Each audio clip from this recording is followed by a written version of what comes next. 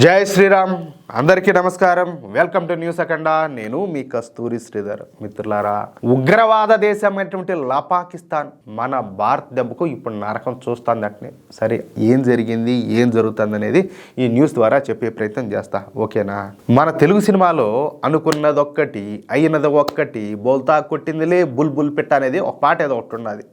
ఈ పాటను మీరు కూడా అందరూ వినే ఉంటారు. ఇప్పుడు పాకిస్తాన్ విషయంలో సరిగ్గా అదే జరుగుతుంది. మన భారతదేశాన్ని ఏదో చేద్దామని చెప్పి దిక్కుమాలిన నిర్ణయాలు తీసుకున్నటువంటి ఈ పాకిస్తాన్కు ఇప్పుడు అవే నిర్ణయాలు శరాఘాతంగా తగులుతున్నాయి అన్నమాట. ఒకటి అనుకుంటే అక్కడ మరొకటి జరుగుతుంది. దీంతో ఇప్పుడు ఏం చేయాలో దిక్కు తెలియక పాకిస్తాన్ తల కొట్టుకుంటుందంటే. సరే, అసలు విషయానికి వస్తే పెహల్గాంలో జరిగినటువంటి తీవ్రవాద దాడిని పాకిస్తానే చేయించిందన్న విషయం ప్రపంచం అంతా తెలుసు. ఏమే, హిందువులే టార్గెట్ గా ఈ పెహల్గాంలో తీవ్రవాద దాడి అయితే జరిగింది. దీంతో పెహల్గాంలో జరిగినటువంటి తీవ్రవాద దాడికి ప్రతీకారంగానే మన భారత ప్రభుత్వం ఆపరేషన్ సింధూర్ను ప్రారంభించింది. ఒక్క పాకిస్తాన్ ఆక్రమిత జమ్మూ కాశ్మీర్లో మాత్రమే కాకుండా నేరుగా పాకిస్తాన్లోకి దూరి తీవ్రవాద స్థావరాలను అలాగే పాకిస్తాన్ ఎయిర్ బేస్లను మన భారతీయ సేనలో ధ్వంసం చేసి పారేసినాయి. అంతేకాకుండా పాకిస్తాన్లో ఉండేటటువంటి గగనతల రక్షణ వ్యవస్థలను అలాగే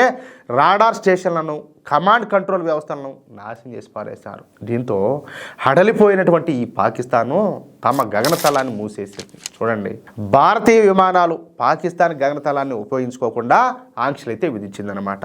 అంటే మన భారతీయులు ప్రయాణించే విమానాలు అలాగే కార్గో విమానాలను ఈ పాకిస్తాన్ గగనతల మీద గుండా ప్రయాణించకుండా నిలిపేసింది. దీంతో మన మోడీ ప్రభుత్వం కూడా ఈ పాకిస్తాన్కు సంబంధించినటువంటి విమానాలు మన భారత గగనతలం మీదుగా ప్రయాణించకుండా ఆంక్షలను అయితే పెట్టింది. పాకిస్తాన్ గట్టి హెచ్చరికలు అయితే జారీ చేసింది. అర్థమైందా? సరే, దీని మూలంగా పాకిస్తాన్ విమానయాన శాఖకు పెద్ద బొక్క ఒకటే పడింది. ఈ పాకిస్తాన్ విమానయాన సంస్థ ఇప్పుడు భారీ నష్టాల్లో కూరుకుపోతుందంట. అది ఎలాగయ్యా అంటే, ప్రతిరోజు కూడా మన భారతీయ విమానాలు ఈ పాకిస్తాన్కు సంబంధించినటువంటి గగనతలాన్ని ఉపయోగించుకుంటా ఉన్నాయి. అంటే మన విమానాలు పాకిస్తాన్ మీదుగా ప్రయాణిస్తూ ఉంటాయి. ఈ విధంగా పాకిస్తాన్ మీదుగా ప్రతిరోజు కూడా 150 భారతీయ విమానాలు ప్రయాణిస్తూ ఉన్నాయన్నమాట. ఈ విధంగా పాకిస్తాన్కు సంబంధించినటువంటి గగనతలాన్ని ఉపయోగించుకుంటూ ప్రయాణాలు చేస్తూ ఉండడం వలన మన భారతీయ విమానయాన సంస్థలు పాకిస్తాన్కు ఛార్జీలను అయితే చెల్లిస్తూ ఉన్నాయి. ఈ విధంగా ప్రతి విమానానికి ఇంత అని చెప్పి ఈ పాకిస్తాన్ మన భారతీయ విమానయాన సంస్థల దగ్గర డబ్బులు అయితే వసూలు చేస్తా ఉన్నాయి. కానీ ఇప్పుడు పాకిస్తాన్ తమ గగనతలాన్ని మూసేయడంతో ఇప్పుడు మన భారతీయ విమానాలు ఏవి కూడా పాకిస్తాన్ మీద నుంచి ప్రయాణం చేయడం లే. అంటే పాకిస్తాన్కు ఛార్జీలు చెల్లించే అవసరం లేదన్నమాట.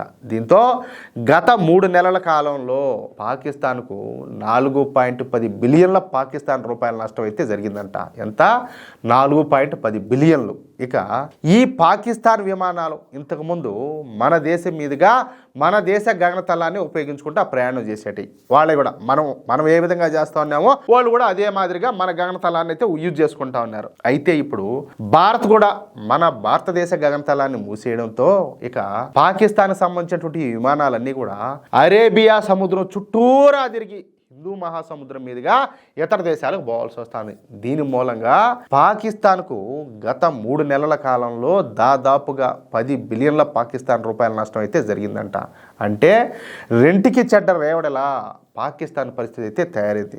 పాకిస్తాన్ తమ గగనతలాన్ని మూసేసినా పాకిస్తాన్కే బొక్క. మన భారత ప్రభుత్వం మన గగనతలాన్ని మూసేసినా పాకిస్తాన్కే బొక్క. దీంతో ఇప్పుడు ఏమి చేయాలో తెలియక పాకిస్తాన్ విమానయాన శాఖ అధికారులు తల్ల బాదుకుంటున్నారంట. ప్రత్యక్ష నరకం అంటే ఏంటో రుచి చూస్తాను. ఇక్కడ కొంతమంది అనుకోవచ్చు, అదేందియా ఆ లెక్క ప్రకారం మనకు కూడా నష్టమే కదా, ఏది వాళ్ళు మన గగనతలాన్ని యూజ్ చేసుకుంటే మన వాళ్ళకి డబ్బులు వస్తాయి కదా, ఆ లెక్క ప్రకారం మనకు కూడా నష్టమేనని చెప్పి కొంతమంది అనుకుంటారు. వాళ్ళకు వచ్చే నష్టంతో పోల్చుకుంటే మన నష్టం ఎంత? వాళ్ళది కనీసం తిండి కూడా తికాణా లేకుండా రొట్టికి కూడా లాటరీ వేసేవాళ్ళు ఓళ్ళు. మనకు వాళ్ళకు పోలిక. మనం ఈరోజు ప్రపంచంలో ఆర్థిక వ్యవస్థలో 4వ స్థానంలో ఉన్నాం. ఏది? ఈ కంపు. అదేవిధంగా ఈ రాహుల్ గాంధీ ఉన్నాడు కదా, 56 ఏళ్ళ యువనేత. వాళ్ళేమో ఇట్లా ఈ అడ్డమైన వాగుడు వాగుతారు. కానీ ఈరోజు మన భారతదేశం ఆర్థిక వ్యవస్థలో 4వ స్థానంలో ఉన్నది ప్రపంచంలో. అలాంటిది మనం ఎక్కడా, వాళ్ళు ఎక్కడా? కాదులే, మనం తింటా ఏదో చేతికి మెతుకులు ఉన్నా కూడా ఇక్కడ కడిగేస్తాం. ఏది? ఆ చీమలో పాడు ఏదో తింటాయని చెప్పేసి. అవునా కాదా? దీనికి చాలా అర్థాలు ఉంటాయిలే, అది వేరే విషయం. వాళ్ళెట్ట ఏళ్ళు కూడా నాకే రకాల వాళ్ళు, చేతులు ఏళ్ళు కూడా నాకే రకాల వాళ్ళు, వాళ్ళకు మనకి ఎంత తేడా ఉంటుంది, అది విషయం. ఈ న్యూస్ కనుక మీకు నచ్చినట్లయితే ఖచ్చితంగా ఈ న్యూస్ నలుగురికి షేర్ చేయండి. అలాగే ప్రతి ఒక్కరూ కూడా మీ యొక్క అమూల్యమైనటువంటి అభిప్రాయాలను స్పష్టంగా కామెంట్ రూపంలో తెలియజేయండి. ఇంకో విషయం ఏంటంటే, ఇంతవరకు మీరు గనక మన ఛానల్ను సబ్స్క్రైబ్ చేసుకున్నట్లయితే ప్రతి ఒక్కరు కూడా మన ఛానల్ను సబ్స్క్రైబ్ చేసుకోండి, సపోర్ట్ చేయండి ప్లీజ్. జై శ్రీరామ్, జై హింద్.